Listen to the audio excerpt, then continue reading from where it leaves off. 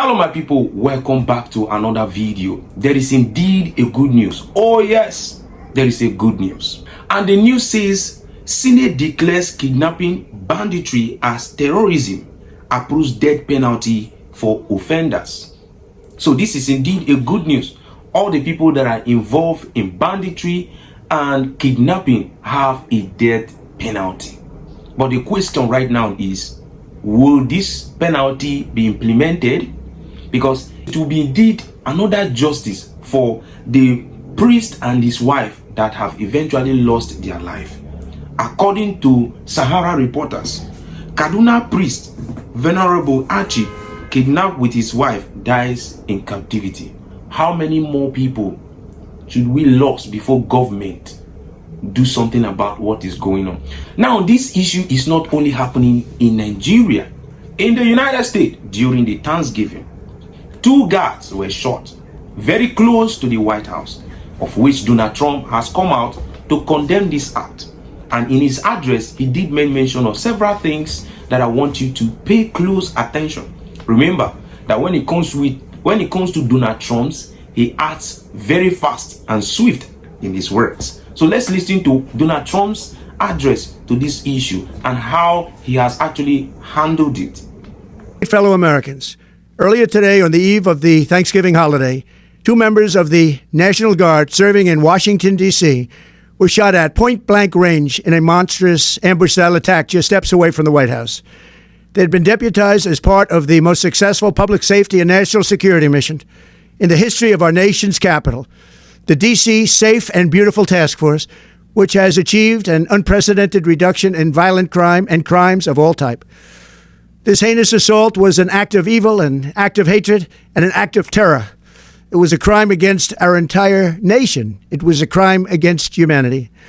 The hearts of all Americans tonight are with those 2 members of the West Virginia National Guard and their families. The love of our entire country is pouring out for them, and we are lifting them up in our prayers. As we are filled with anguish and grief for those who were shot, we're also filled with righteous anger and ferocious resolve. As President of the United States, I am determined to ensure that the animal who perpetrated this atrocity pays the steepest possible price. I can report tonight that based on the best available information, the Department of Homeland Security is confident that the suspect in custody is a foreigner who entered our country from Afghanistan, a hellhole on earth. He was flown in by the Biden administration in September 2021 on those infamous flights that everybody was talking about. Nobody knew who was coming in. Nobody knew anything about it. His status was extended under legislation signed by President Biden, a disastrous president, the worst in the history of our country. This attack underscores the single greatest national security threat facing our nation. The last administration let in 20 million unknown and unvetted foreigners from all over the world, from places that you don't want to even know about. No country can tolerate such a risk to our very survival. An example is Minnesota, where hundreds of thousands of Somalians are ripping off our country and ripping apart that once great state.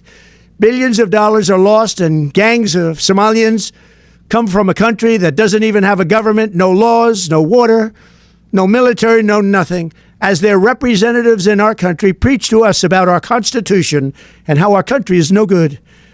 We're not going to put up with these kind of assaults on law and order by people who shouldn't even be in our country.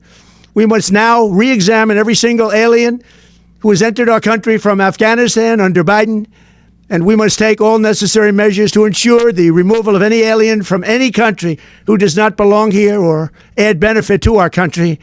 If they can't love our country, we don't want them. America will never bend and never yield in the face of terror.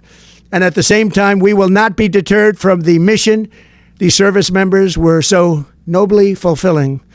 That is why tonight I can announce that I have directed the Department of War to mobilize an additional 500 troops to help protect our capital city.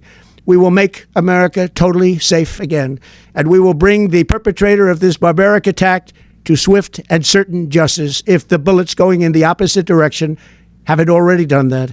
During this time of the year, when we gather at home with loved ones, these 2 patriots were wearing the uniform of our country, patrolling the streets of our capital. They had taken a selfless oath to defend our nation against all enemies, foreign and domestic, and that is exactly what they were doing when they were gunned down in a savage attack. I want to express my extraordinary gratitude to every member of the United States military who is deployed tonight at home and abroad. I also want to thank the Secret Service and the D.C. Metropolitan Police Department for their work today.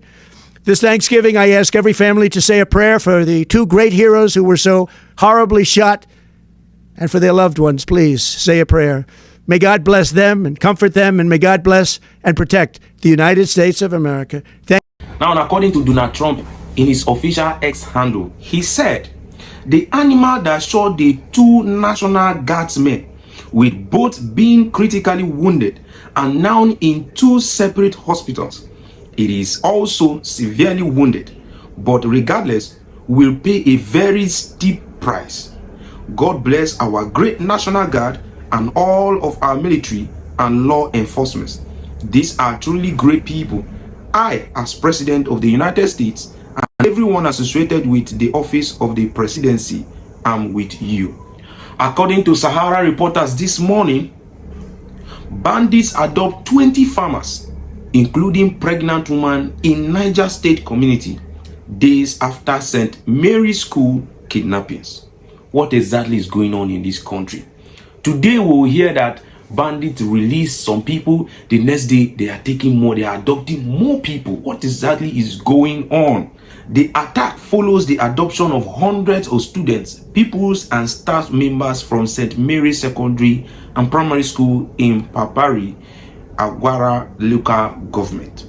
Now, 5 days after the adoption of over 300 St. Mary Catholic school children in Niger State, another tragedy has unfolded as 20 farmers, including pregnant women, who were taken from their farmlands during a routing harvest. That is the reason why people can no longer go to farm. You know, our farmers are afraid of getting into their farmlands to farm. How are we going to farm in this country? George Orwell made a very profound statement, which I will quote. He says that in times of universal deceit, telling the truth becomes a revolutionary act. We are being told every day to be patriotic. We are being told here that we shouldn't say anything against. We are being told that, oh, you shouldn't talk about the past. You should focus on the present. Yet, on this floor, rather than focus on what we are supposed to talk about, we go back to say, oh, during 2015, oh, the Chibok girls happened, and oh, we are now rescuing people. People were not rescued at that time. During Chibok, 17 local governments in Katsina were not having palace with bandits. People in Kebbi were not leaving all the rural areas and coming to only the urban areas to stay. People in Niger were not being kidnapped. So why do we need to, at any time we need to talk about the present issues of today, we go back to start to look for excuse for our failures of today? I only want to say, let us do the right thing. We're not blaming this government for what they are finding itself, but it is the government in power, and they should do the right thing. What are the right things? We take only one example. The governor of Kebbi said that somebody ordered troops out and people were kidnapped. Till today, nobody in Nigeria knows what happened, and no question has been asked. And we are sitting down here as a parliament, and we turn and we talk. Yet, somebody is responsible. If I'm the commander-in-chief, I will call the army commander in that place and the head of the army and say, if you don't get me the head of this person, who will do the troops to put all these children in jeopardy? Then you make an example of him. That is how a country is run.